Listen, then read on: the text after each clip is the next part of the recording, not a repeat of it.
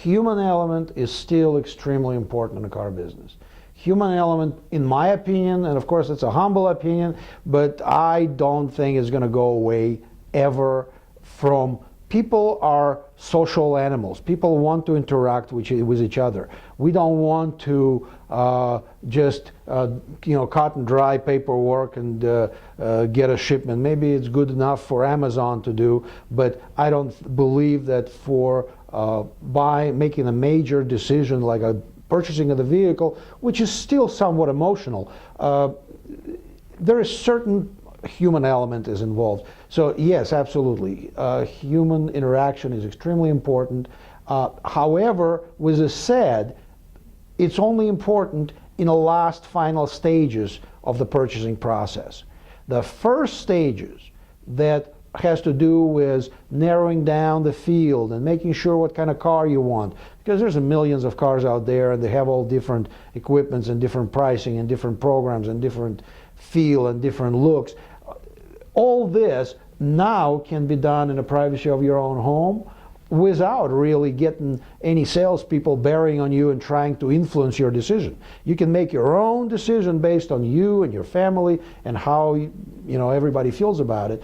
And then when all this is already said and done, and you know what vehicle you want, and you know what programs are available, and you know what interest rate is available, and you know the dealership is the right dealership, that's a time to connect to somebody at the dealership and eliminate this whole selling process and this whole negotiating process as much as you can, and just to finalize the transaction in a friendly, simple, no pressure, no headache, just a simple, easy way. That's what I think is internet brings into the world of a car business. And I personally, and I believe that my people agree with me, that we invite this, because to us that makes our job also easier. I mean, selling process is it's never been a fun to a customer. I got a news for you, it's never been fun to us either. We want a simple, easy transaction when people know what they're doing and they know there's very little anymore difference in pricing. Whichever dealership you go to, the price is technically the same. Get a quote from every Honda dealer in town and you will be within $200-300. So what the difference is, it all goes back to convenience, and it goes back to dealer reputation and how this dealer is going to take care of you after the transaction is completed. Now that is where you want to be, and that's a most important thing that you can do by using internet and social medias and all other ways of interacting with your dealer. And a couple months ago, we decided that we want to try something a little bit different. We Googled ourselves. We Googled Mile High Acura, Mile High Honda, Mile High Mitsubishi, and we found approximately 12 reviews from different sources. And out of 12 reviews, approximately 5 were good, and approximately 5 or 6 or 7, I remember, were not good. And that was unhappy people. And I always thought that only unhappy people really contact the dealership after the sale. People that have issues, they call looking for a general manager, looking for somebody to help them and hopefully to fix it. So what we decided to do is we decided to have a 1 month of asking everybody who walks to a dealership, people that bought cars, people that didn't buy cars, people that service cars, people that bought parts. We asked every one of them to share their experience. Good, better, positive. Doesn't matter. Never ask for good reviews. Just said, please tell us how we're doing. And I have to tell you, the results to me were totally overwhelming. If you Google Mile High right now, Mile High Honda, Acura, Mitsubishi, you will find that Google Places, there is a 557 reviews.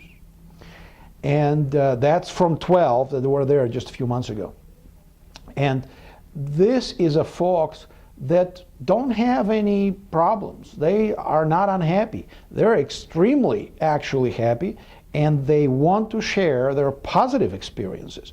And that's what really just floored me. I never in my life I've heard anything like this, that there's a 500 some odd people in a period of only months and a half that want to share their positive, and if you want to know how positive, you read it, experiences that they had in our dealership. And that brought me to think of how wide that community out there that actually want to talk about how they feel, what they did with other people. And right now we are pretty much, and it's hard for me to do because I'm from a generation that, I still have my reservations about Facebook. Even though I just opened my own account a couple days ago with the help of my 14-year-old daughter.